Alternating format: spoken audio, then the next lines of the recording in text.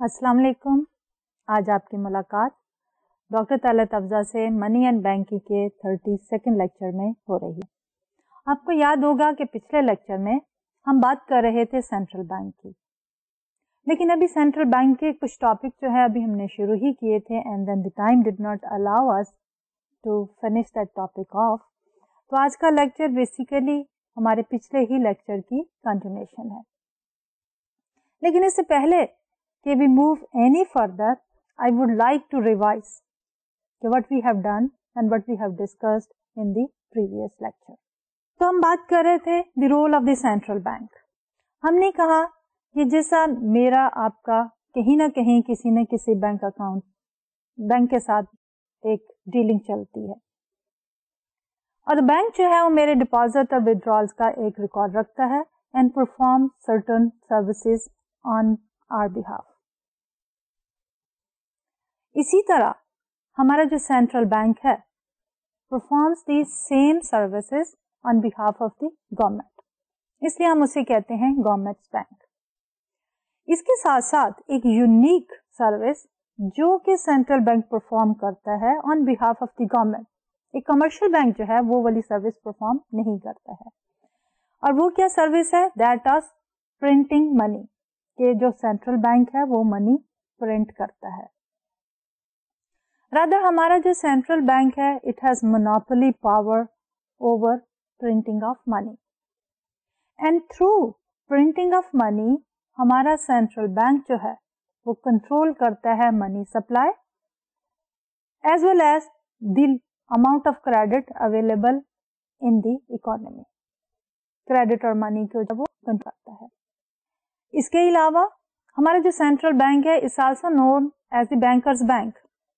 As a banker's bank central bank के पास commercial banks के सर्टेन रिजर्व अकाउंट्स होते हैं, उनकी आपस में पेमेंट्स एंड रिसीट्स जो है थ्रू दोज रिजर्व्स होती हैं which they hold with the central bank.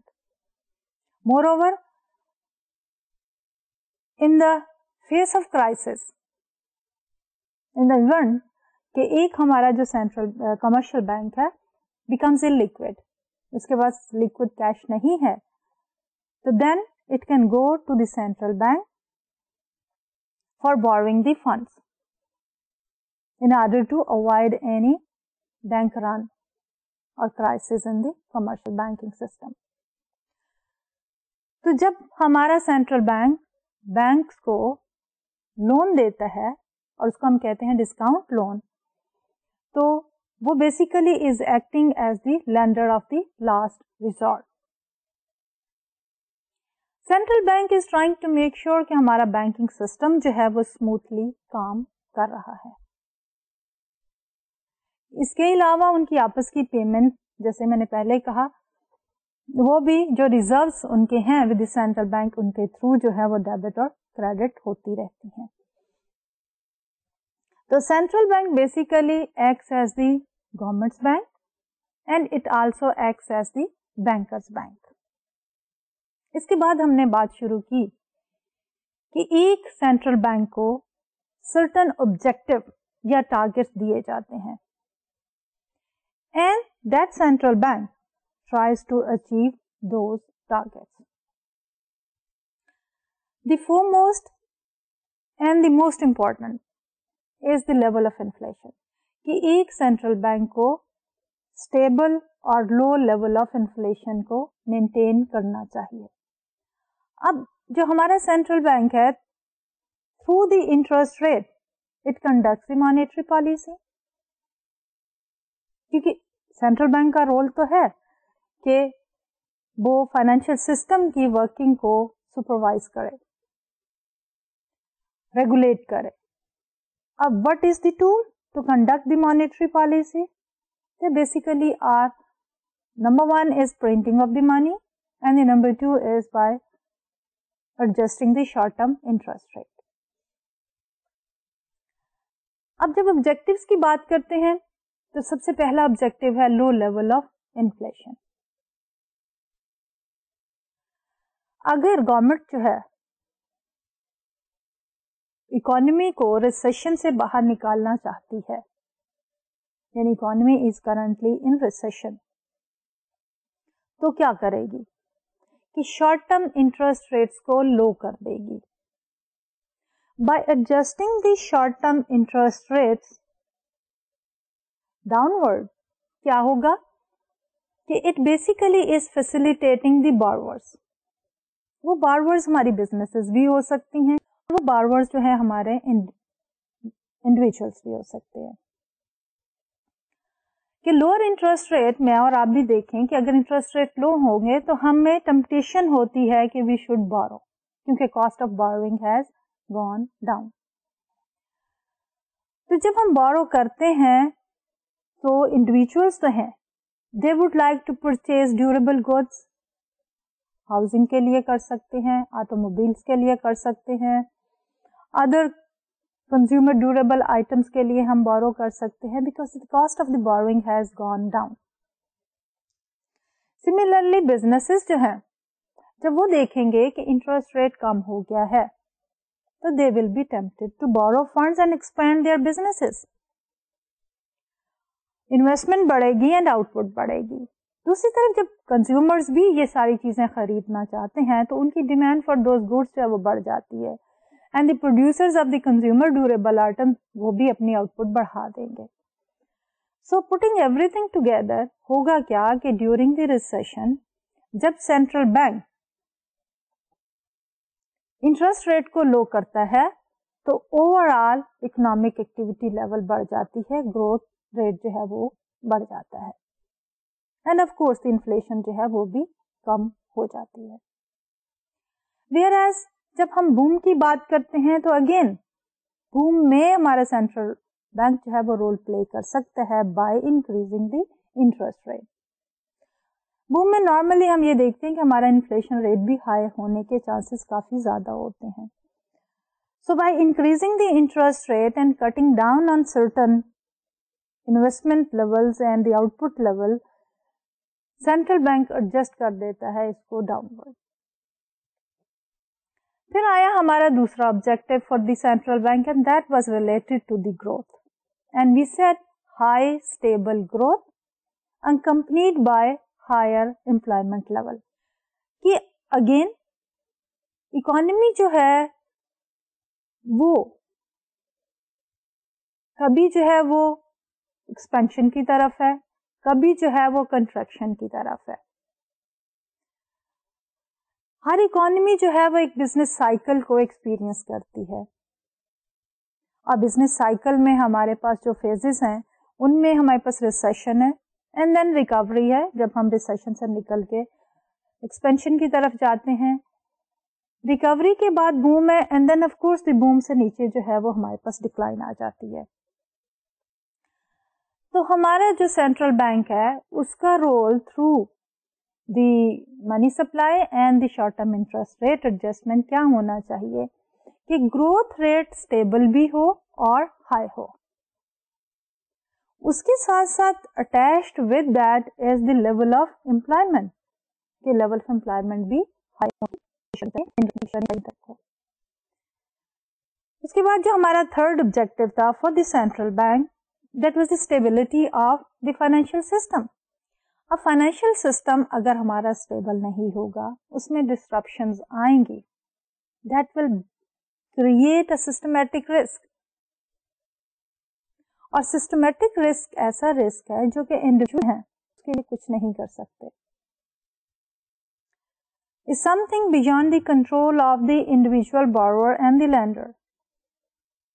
Therefore, जब हमारा सिस्टमैटिक रिस्क बढ़ जाता है तो उसकी वजह से हमारे बिजनेसेस जो हैं वो हर्ट होते हैं। इसलिए central bank should take measures कि इस तरह की अब्रप्ट चेंजेस ना आए जिससे हमारा फाइनेंशियल सिस्टम जो है वो डिस्टर्ब हो जाए। And finally we talked about the stability in the interest rate, कि अगर हमारा इंटरेस्ट रेट स्टेबल हो और प्रेडिक्टेबल हो तो ऑफ कोर्स हमारी इन्फ्लेशन ऑफ कोर्स पार्टली उससे रिलेटेड है। हमने ये भी कहा था कि हमारा nominal interest rate is equal to the real interest rate plus the expected rate of inflation. तो अगर हमारे पास इन्फ्लेशन प्रेडिक्टेबल है और स्टेबल है तो हमारा इंटरेस्ट रेट भी प्रेडिक्टेबल हो सकता है. So if the interest rate is predictable, then what happens? The people, they can forecast the future interest rate and they can plan according to the expected future interest rate. और उसकी वजह से economy जो है वो smooth functioning में आ जाती है. एंड फाइनली हमने बात की एक्सचेंज रेट स्टेबिलिटी की. अब एक्सचेंज रेट स्टेबिलिटी जो है that is more relevant to the developing countries as compare to the developed countries. Reason being कि जो हमारे डेवलपिंग कंट्रीज हैं उनकी आउटपुट का एक हायर परसेंटेज जो है इम्पोर्ट एंड एक्सपोर्ट बेस्ड है और value of the imports and exports change हो जाती है with the change in the exchange rate. इसलिए exchange rate stability is more important for the developing countries as compare to the developed countries. But of course we can not say कि central bank of the developing countries should not focus on the stability of the foreign exchange rate, but they cannot become objective unto themselves.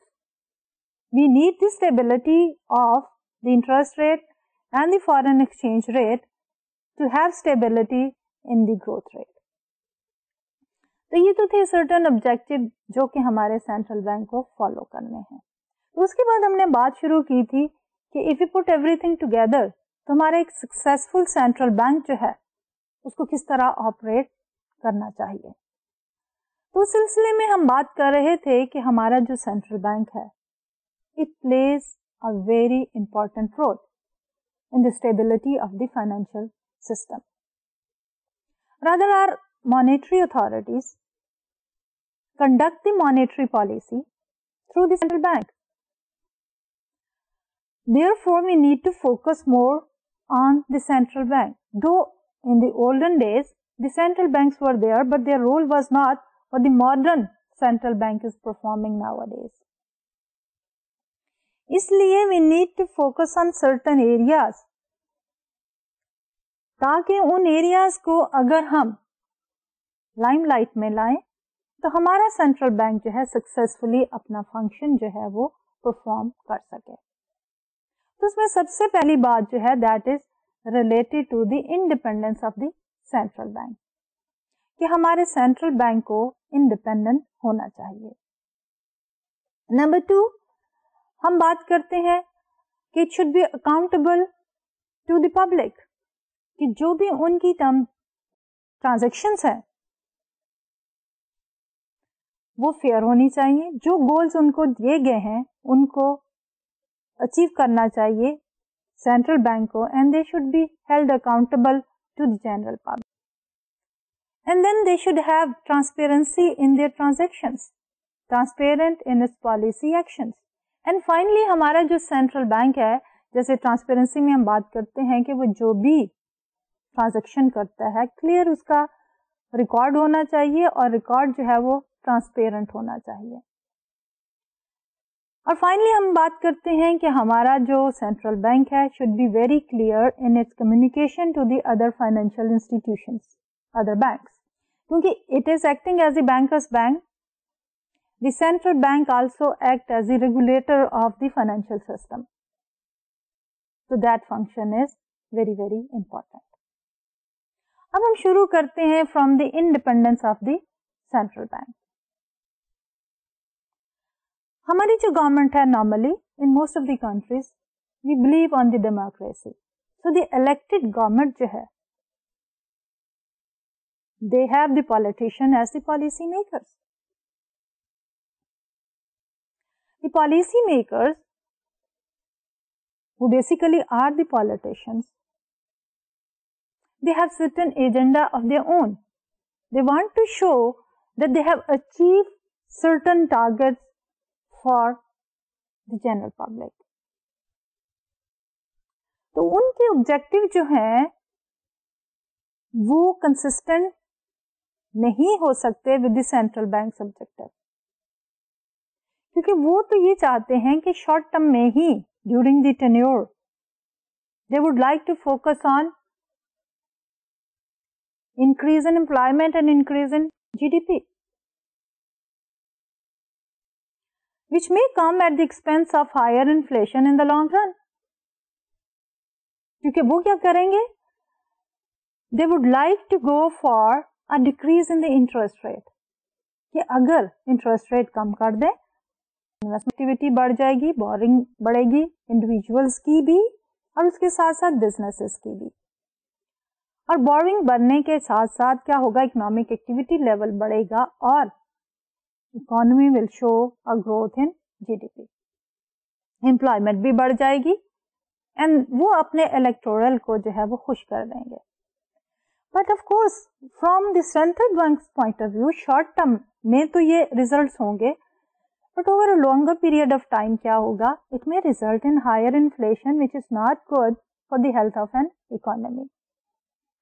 तो सबसे पहले जब हम independence की बात करते हैं तो वी आर टॉकिंग अबाउट कि दो हमारा central bank is a governments bank, इसका क्लोज लिंक है, बट ओवर अ सर्टेन पीरियड of time the policy makers they have realized that if the central bank are kept independent of the political pressure then they can perform better. तो उस सिलसिले में हमारे पास ये है कि the idea is that the central bank should be independent of the political pressure is a new one because central banks originated as the government's bank. अब independence has two components. Monetary policy makers must be free to control their own budgets. Number two, the bank's policies must not be reversible by people outside the central bank. जब हम budgets की बात करते हैं तो अगर the budget की जो allocation है that comes from the government authorities, then the central bank is not independent. They need to follow their instructions. So the first and the foremost is that the central bank should be independent in preparing their own budgets, revenues and expenditures. And secondly, once they make a decision, the decision should not be reversible. Nobody outside the central bank should be in a position to reverse the decision. So successful monetary policy requires a long time horizon, which is inconsistent with the need of the politician to focus on the short term goal. ये exactly वही issue है जो कि मैंने अभी पहले जिक्र किया है कि हमारे जो politicians हैं, they normally focus on the short term goals, whereas central bank का एक role जो था या एक objective जो central bank को दिया गया था, that was related to the stability of the financial system, which requires a long time horizon. So whatever policies the central bank is going to make, the focus should be on the long time horizon. Though these short term goals of raising the employment and output, which normally politicians focus on, seems very good, but over a longer period of time we may see an increase in the inflation rate. To insulate the policy makers from the daily pressure faced by politicians, government have given central banks control of their own budgets, authority to make irreversible decision and appointed them to long terms. कि politicians का pressure हो सकता है, इसलिए government ने अब central banks को independent करने की फुल कोशिश की है. Even in Pakistan, if you see, 2 decades back we were not talking about independence of the State Bank of Pakistan, जिसको हम कहते हैं autonomy of the State Bank of Pakistan. But right now the State Bank of Pakistan is a government's bank, is performing the functions whatever we have discussed so far, printing of money, bankers bank and the government's bank, but it is an autonomous body which does not get any pressure from the politician. So this is what we talk about. The independence is basically the autonomy to prepare their own budgets. And once they make certain decisions, those decisions are irreversible. They cannot be reversed by anybody outside the bank. And finally, the appointment policy makers at the bank level is a long-term appointment. So we talk about the technocrats hired by the State Bank of Pakistan for a longer period of time. And then secondly, decision making by committee. since the central bank plays a very vital role in the stability of the financial system. Therefore, the decision should be made by the committee. It should not be made by one person. अब democracy में ये होती है कि हम select कर लेते हैं एक individual representative and the decisions are made by that individual and we vest all the power of decision making to that individual. But since the central bank decisions they have long lasting effect on the economy, so it is advisable कि decision should be made by committee. क्योंकि committee decision में हर तरह की discussion के बाद, हर तरह के point put forward करने के बाद, डिस्कशन के बाद, the possibility of getting an optimal better decision is higher than if we just give this authority to one single individual. And then we talk about the transparency and the accountability. Though we talk about the independence of the central bank, लेकिन उसके साथ साथ हम ये नहीं कह सकते कि the central bank is not accountable to anybody. The elected democracies, the political government, policy makers, they can give certain targets to the central bank, certain objectives. और उन ऑब्जेक्टिव को सेंट्रल बैंक ने अचीव करना है. उनको achieve करने के लिए central bank will be held responsible, accountable. So the central bank is accountable to the policy makers on that issue.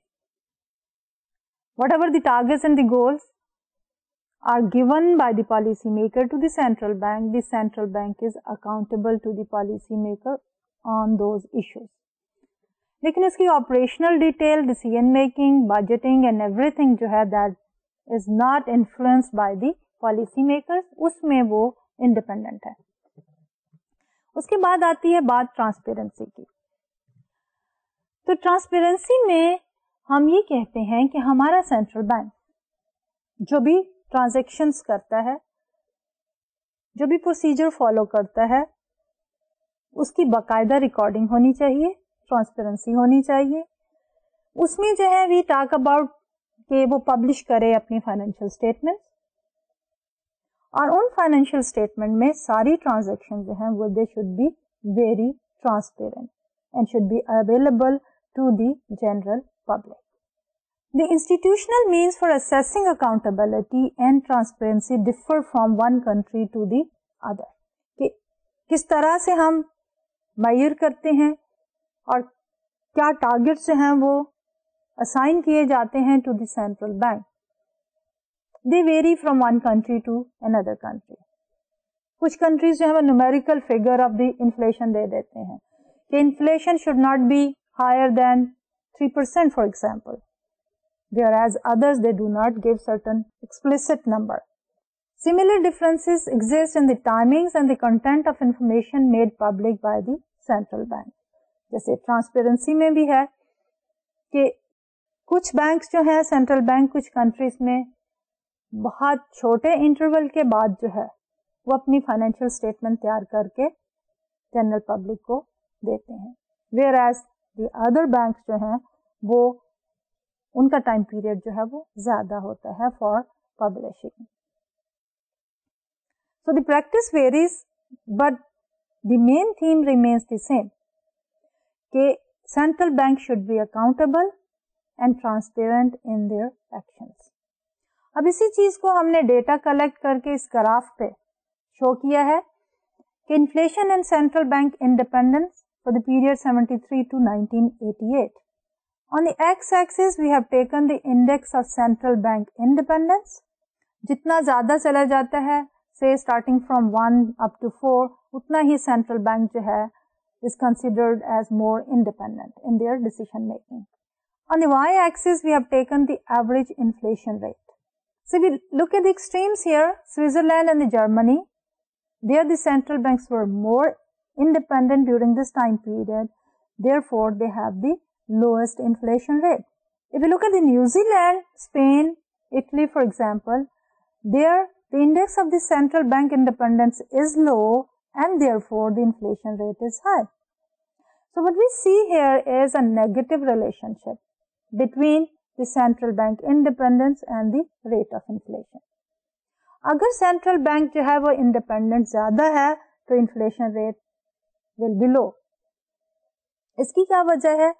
वजह वही है जो अभी हमने देखी थी कि नॉर्मली हमारे पॉलिटिशियंस जो हैं they focus on the short term objective of having the higher growth in output level and employment level as well. उसके लिए वो क्या करते हैं कि इंटरेस्ट रेट को लो रखना चाहते हैं. they pressurize the central bank to keep the interest rate low and therefore उससे क्या होता है कि temporarily we experience increase in the growth rate of output and employment, लेकिन over a longer period of time क्या होता है कि हमारी इन्फ्लेशन जो है वो बढ़ जाती है. So whenever a central bank is left independent in their decision making and no political pressure is exerted on the central bank, there is a possibility of lower inflation rate. अब हम overall देखते हैं the policy framework, the policy trade-off and the credibility. अब हमारा जो monetary policy है या monetary policy framework जो है is what we have discussed so far. हमारा monetary policy framework is based on the objective, जिसमें अभी हमने 5 ऑब्जेक्टिव रखे.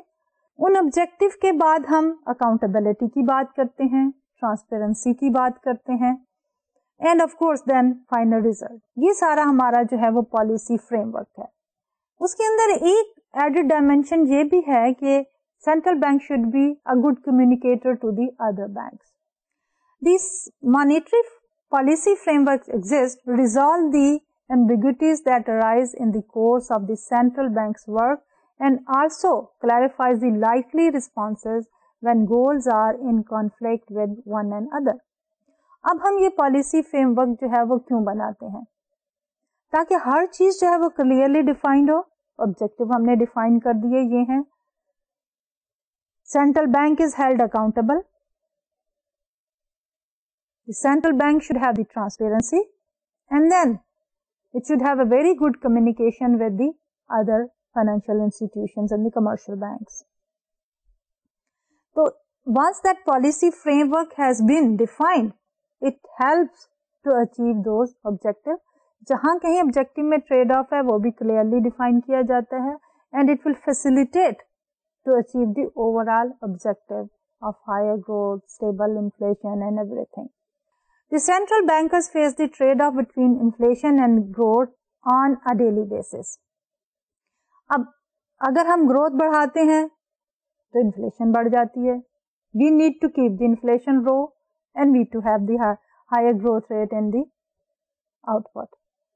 और ये trade-off जो है वो central bank जो है वो daily basis पे face करता है. अब what is the way out? Both are important. हमने पहला ऑब्जेक्टिव रखा था लो इन्फ्लेशन का और दूसरा हमने बात की थी हाई एंड स्टेबल ग्रोथ की. We can not achieve both at the same time. Therefore क्या करना पड़ता है कि central bank has to straighten the priority कि इस वक्त as per the current economic condition whether the inflation control is more important और the growth in the economy is more important. A well-defined policy framework also helps policymaker establish the credibility.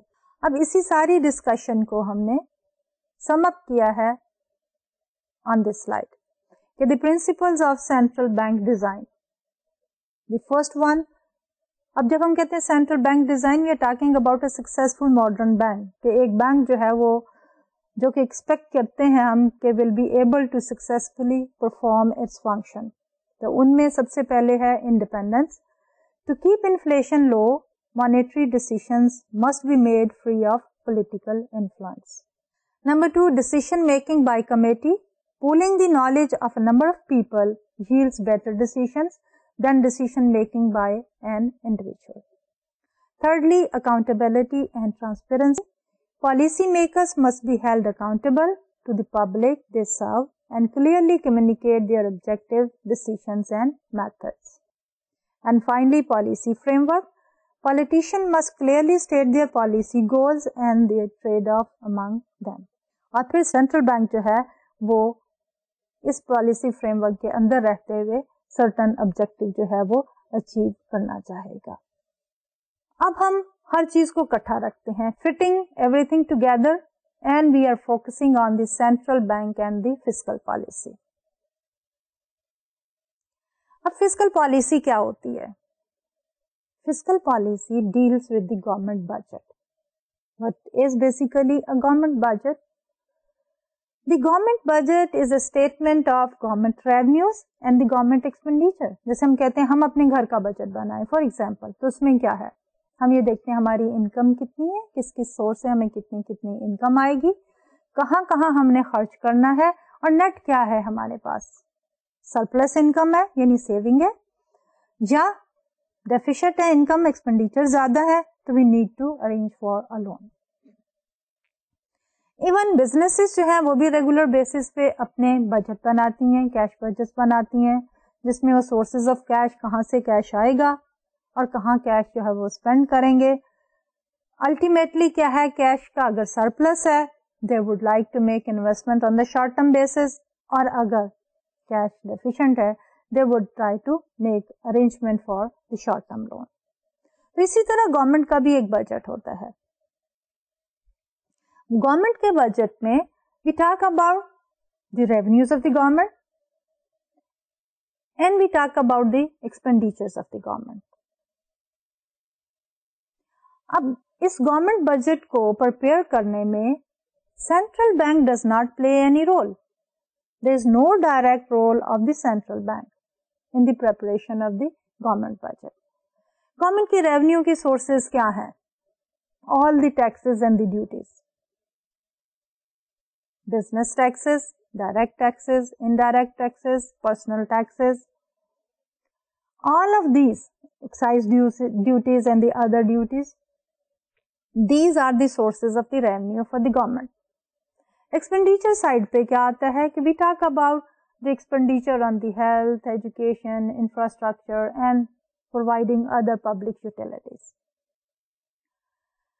अब इस budget को prepare करने के लिए there is no direct role of the central bank. So while fiscal and monetary policy makers share the same ultimate goal of improving the well-being of the population, conflicts can arise between the to.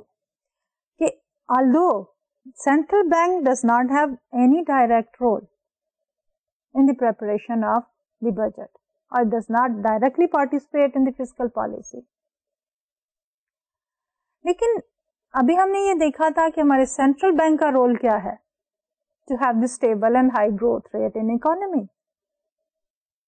Similarly government budget जो बनाते हैं, जो हमारे fiscal policy makers हैं, उनका objective ही है to have the stable and high growth rate of economy. Needless to say the fiscal policy makers and the monetary policy maker, they share the same responsibility of higher growth rate in economy. So funding needs create a natural conflict between monetary and the fiscal policy maker. कि अब कितना उनको funds की requirement है fiscal policy makers को, क्योंकि they need to spend. अगर आप देखें most of the time हमारा बजट डेफिसिट में होता है कि गवर्नमेंट के रेवेन्यू सोर्सेज कम होते हैं और एक्सपेंडिचर के हेड ज्यादा होते हैं। अब गवर्नमेंट जो है उसको किस तरह से फाइनेंस करती है? देयर आर वन और टू सोर्सेज। अगर हम कहें कि printing more money, that definitely will bring inflation in the economy. The second thing is to borrow, issue securities. तो जब हम कहते हैं कि डेफिसिट, बजट डेफिसिट को फाइनेंस करने के लिए अगर हमारे जो फिस्कल पॉलिसी मेकर्स हैं वो प्रेशराइज करें अगर सेंट्रल बैंक को टू प्रिंट मोर मनी, जिसको हम कह देते हैं डेफिसिट फाइनेंसिंग, या वो उससे लोन लेना चाहें, किस तरह से? Bye issuing the securities. Government securities जो है वो बाय एंड सेल कौन करता है, आगे जाके हम देखेंगे, सेंट्रल बैंक। तो यहाँ पे कॉन्फ्लिक्ट ऑफ इंटरेस्ट आ जाएगा, क्योंकि सेंट्रल बैंक के अपने ऑब्जेक्टिव हैं जिनमें हो सकता है कि ये फिट इन ना करे बिकॉज दे नो कि इसकी वजह से इन्फ्लेशन जो है वो पैदा हो जाएगी। Fiscal policy makers also tend to ignore the long term inflationary effect of their actions. Politicians often turn to borrowing instead of taxes as a way to finance some portion of their spending, but a country can issue only so much debt. जैसे कि मैंने पहले discuss किया है कि there is always a temptation to the fiscal policy maker कि वो बोरो कर लें फंड, लेकिन there is always a limit to the borrowing by a government. उससे ज्यादा वो बोरो करेंगे तो it has its own negative effects on the economy. यहाँ पे कॉन्फ्लिक्ट ऑफ इंटरेस्ट आ जाता है। पॉलिटिशियंस जो नॉर्मली फिस्कल पॉलिसी मेकिंग में आते हैं, they focus on different things whereas the central bank has different agenda. Overall अगर हम देखेंगे तो दोनों का गोल सेम है। They would like to see a stable and high growth in output. Now inflation basically is a real temptation to the short-sighted fiscal policy makers. अब of course हमारे जो fiscal policy makers हैं वो inflation, क्योंकि long term में अगर हम देखें तो क्या होगा, एक्सेसिव बोरोइंग का इफेक्ट क्या हो जाएगा कि हमारे इन्फ्लेशन ज्यादा हो सकती है, प्रिंटिंग मोर मनी से भी इन्फ्लेशन ज्यादा हो सकती है। ओवरऑल सक्सेस क्या है कि we should be focusing on both of these at the same time. There should be coordination among the monetary policy making and the fiscal policy making. अब हम देखना चाहेंगे the balance sheet of a central bank. जब हम किसी company की बात करते हैं और हम ये देखना चाहते हैं कि इस कंपनी की फाइनेंशियल पोजीशन क्या है, तो हम क्या करते हैं, we need to look at the financial statements of that particular company. वो फाइनेंशियल स्टेटमेंट में सबसे इंपॉर्टेंट जो स्टेटमेंट है that is of the balance sheet. Balance sheet ये बताती है कि as on a particular date इस कंपनी की फाइनेंशियल पोजीशन जो है वो क्या है, और अगर हम उसकी परफॉर्मेंस देखना चाहते हैं तो we need to look at the income statement of that company, जो हमें बताती है कि ओवर अ सर्टेन पीरियड ऑफ टाइम इसकी परफॉर्मेंस जो वो कैसी रही, प्रॉफिट अर्न किए, लॉसेस हुए, रेवेन्यू सोर्सेज क्या थे, एक्सपेंडिचर्स क्या थे।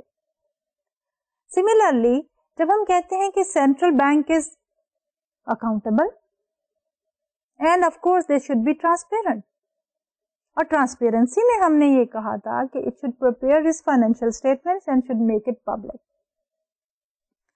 तो now we are focusing on that balance sheet of the central bank. अब balance sheet whether it is for a company और whether it is for a bank, it has two major components. One, the asset side of the balance sheet, and the other is liabilities and the equity side of the balance sheet. आपको याद होगा कि जब हम banks की बात कर रहे थे, there we discussed कि there is a difference between the balance sheet of a bank and the balance sheet of a company. Bank की बैलेंस शीट में जो डिपॉजिट्स होते हैं इंडिविजुअल्स के या कंपनीज के, दे आर द लायबिलिटीज। लेकिन वही डिपॉजिट जो है इंडिविजुअल्स या कंपनीज जब अपनी बैलेंस शीट में लिखते हैं तो दे आर द एसेट्स। इसी तरह जब हम देखते हैं सेंट्रल बैंक की बैलेंस शीट और उसको जब हम कंपेयर करेंगे कमर्शियल बैंक की बैलेंस शीट की, तो will see something like this. तो उसके लिए हम एक रिप्रेजेंटेटिव, दो बैलेंस शीट के अंदर तो बहुत डिटेल हेड्स होते हैं, लेकिन हम उन सारों को सिंप्लीफाई करके मेजर हेड्स में लिखेंगे और उसको डिस्कस करेंगे। और एक रिप्रेजेंटेटिव बैलेंस शीट जो है हमने वो इस स्लाइड पर रिफ्लेक्ट की है, the central bank's balance sheet. We have the asset side and then we have the liability side. इसको हम की अकाउंट फॉर्म भी कह सकते हैं कि लेफ्ट हैंड साइड पे हमारे पास asset and right hand side पे हमारे पास लायबिलिटीज हैं। लेकिन इस बैलेंस शीट में हमने role of the central bank को भी हाईलाइट किया है। जब हम रोल की बात कर रहे थे तो देन वी सेड कि हमारा सेंट्रल बैंक दो रोल परफॉर्म करता है, as the government's bank and as the bankers bank. तब हमने इन एसेट्स और लायबिलिटीज को इन्हीं दो रोल्स के तहत जो है वो थोड़ा सा सेग्रीगेट कर दिया है। By looking at the asset sides, we have three assets: securities, foreign exchange reserves, and the loans, where the securities and the foreign exchange reserves represents the central bank's role as the government's bank, and the loans, they basically reflects the central bank's role as the banker's bank. इनको हम सारों को आगे जाके detail में देखेंगे। दूसरी तरफ जब हम लायबिलिटीज की बात करते हैं तो लायबिलिटीज में करेंसी, जो हमने कहा था कि मोनोपोली है करेंसी प्रिंटिंग के लिए सेंट्रल बैंक की, और वो रोल क्यों मिला है? Because central bank is acting as the bank and government has the authority to print money, so the currency and then the government's account, government का जो बैलेंस सेंट्रल बैंक के पास है, so that basically is a liability of the central bank. And then as a banker's bank, accounts of the commercial bank, जिनको हम ये भी कह सकते हैं कि commercial banks के reserves. अब हम इनको डिटेल में देखना चाहेंगे। So the central bank on the asset sides, they have three basic assets: securities, foreign exchange reserves, and the loan. Securities and the foreign exchange reserves reflect the central bank's role as the government's bank. तो हम शुरू करते हैं securities से। Now the primary asset of the most central bank is the securities. और ये securities कौन सी हैं? The government securities, जिसमें हम टी बिल्स की बात करते हैं, जिसमें हम जिक्र करते हैं टी नोट्स की एंड ट्रेजरी बॉन्ड्स की। ये सारी गवर्नमेंट सिक्योरिटीज हैं। These government securities basically reflect the asset of the central bank because the central bank is the custodian. लेकिन इनकी क्वांटिटी जो है कि कितनी सिक्योरिटीज जो हैं वो इशू करनी है सेंट्रल बैंक ने, is independently decided by the central bank. जब हमने सेंट्रल बैंक की इंडिपेंडेंस की बात की थी, तो this type of independence is required by the central bank. And the policymakers or the politicians should not be able to pressurize the central bank to change the level of the securities, government securities. And then comes the foreign exchange reserve. अब foreign exchange reserves में हमारे पास क्या हुआ है कि अगर foreign government ने कोई बॉन्ड्स वगैरह इश्यू किए हैं और सेंट्रल बैंक जो है उनको परचेज करके अपने पास रखता है for intervening in the foreign exchange market, क्योंकि हमने एक बात की थी कि one objective of the central bank is to have the stable foreign exchange rate. और वो स्टेबिलिटी जो है उसके लिए जरूरत इस बात की है कि सेंट्रल बैंक के पास कुछ फॉरेन एक्सचेंज रिजर्व्स हो जिनके थ्रू वो इंटरवीन कर सके इन the foreign exchange market. When I say intervene, तो उसका क्या मतलब है? Buying and selling of the foreign currency. और जब हम उनको देखते हैं on the balance sheet of the bank, तो वो foreign exchange reserves जो हैं, they become an asset of the central bank. Developing country में हमारे पास foreign exchange reserves हैं, वे सभी रेट होते हैं, जहां पे हम ये देखते हैं कि हमारे पास फॉरेन रेमिटेंसेस आती हैं थ्रू द बैंकिंग सिस्टम, तो वो सारा फॉरेन करेंसी, फॉरेन एक्सचेंज जो है, कमर्शियल बैंक जो है, they hand them over to the central bank. इसी तरह workers remittances, imports, exports, so all of them basically constitute the foreign exchange reserve. Exports हो तो रिजर्व्स बढ़ जाते हैं, इंपोर्ट्स में वो कम हो सकते हैं। तो that is basically the role of the central bank, which basically is reflecting the government's bank role of the central bank.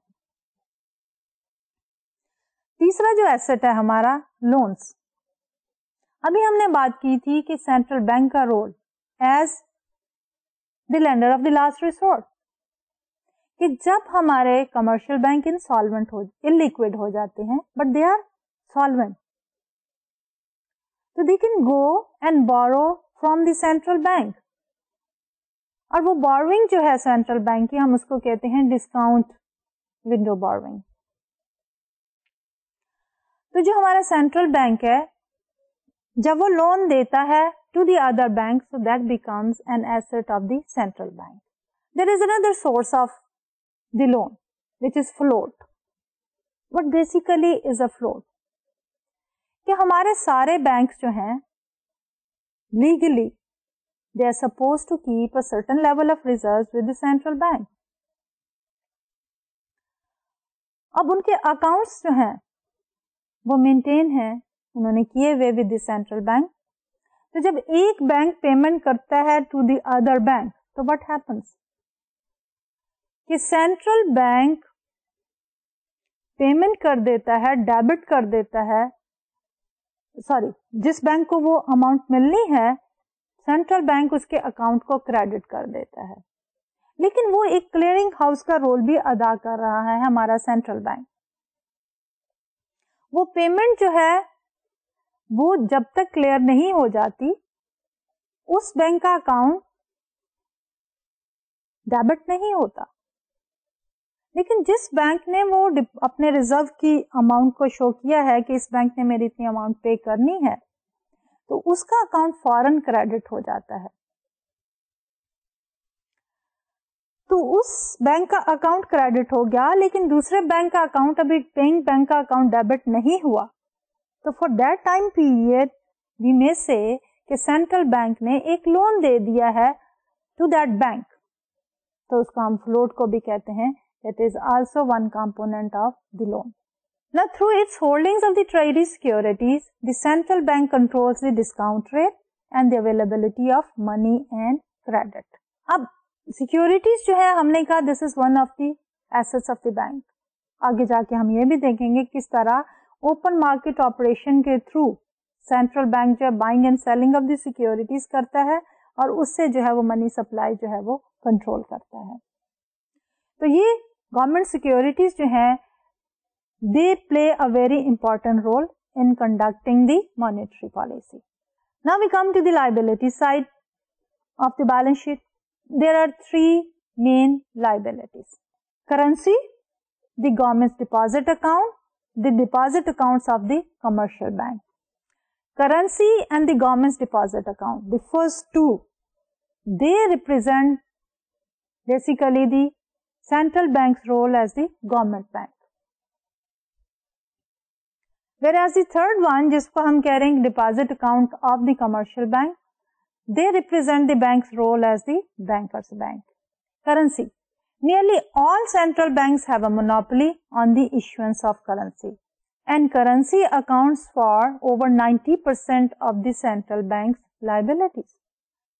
Currency जो है वो सबसे मेजर पोर्शन है the liability of the central bank.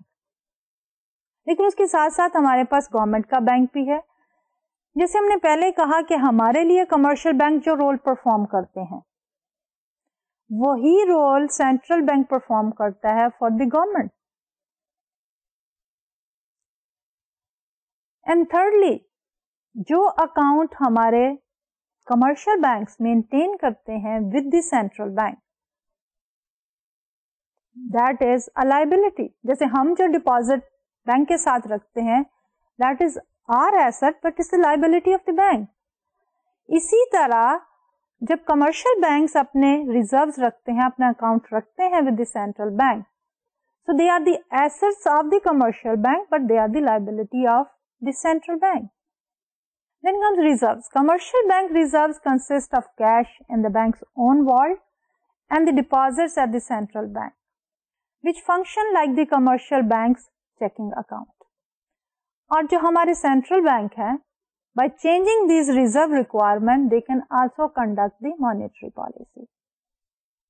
तो आगे जाके हम डिटेल में देखेंगे इंशाल्लाह हमारे अगले आने वाले लेक्चर्स में कि मॉनेटरी पॉलिसी जो है वो सेंट्रल बैंक किस तरह से परफॉर्म करता है। अभी जो चीजें हमें अपनी इस डिस्कशन से नजर आ रही हैं, उसमें we have number 1 by the purchase and sale of the government securities, जिसको हम कहते हैं open market operation. Number 2 is the required reserve. By changing the required reserve ratio, the central bank can control the circulation of money in the economy. तो ये तो था हमारा आज का लेक्चर. इंशाल्लाह अगले लेक्चर में we'll see कि how this balance sheet of the central bank is affected by certain transactions. But before we close our today's lecture, I would like to revise कि आज के लेक्चर में हमने क्या क्या टॉपिक जो हैं वो डिस्कस किए. So in today's lecture we were talking about कि हमारा जो सेंट्रल बैंक है उसको टारगेट्स एंड ऑब्जेक्टिव मिलने चाहिए, लेकिन वो इंडिपेंडेंट होना चाहिए. कि अगर हम बात कर रहे हैं एक सक्सेसफुल सेंट्रल बैंक की तो उसकी क्या क्या कैरेक्टरिस्टिक्स होनी चाहिए. तो सबसे पहले हमने ये कहा कि the central bank should be independent in decision making, और उनके डिसीजन जो है कोई एक्सटर्नल पॉलिसी मेकर और anybody should not be in a position to reverse them. वो अपने बजट पे खुद बनाए, अपने डिसीजंस भी वो खुद करें.